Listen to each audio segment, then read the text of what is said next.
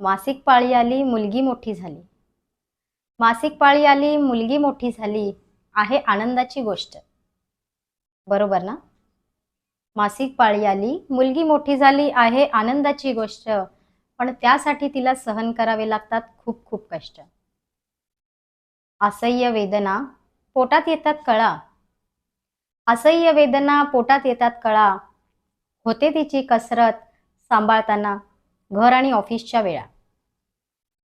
स्वतःकडे मात्र करते ती दुर्लक्ष. स्वतःकडे मात्र करते ती दुर्लक्ष, पण कुटुंबाकडे मात्र देते पूर्ण लक्ष. होते तिची चिडचिड जाते ती थकून.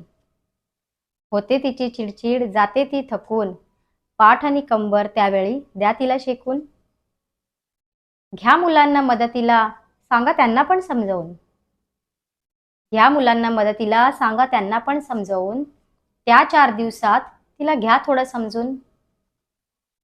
बस निवांत म्हणा तिला.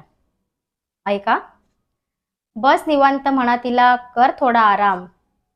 मग बघा कशी खुलते कळी, ती करेल अजून जोमाने काम. वयाच्या वेगवेगळ्या टप्प्यांवर परीक्षा मात्र तिचीच. वयाच्या वेगवेगळ्या टप्प्यांवर परीक्षा मात्र तिचीच. पण न थकता न हारता तिची उत्तरं असतात भारीच. पण न थकता न हारता तिची उत्तरं असतात भारीच.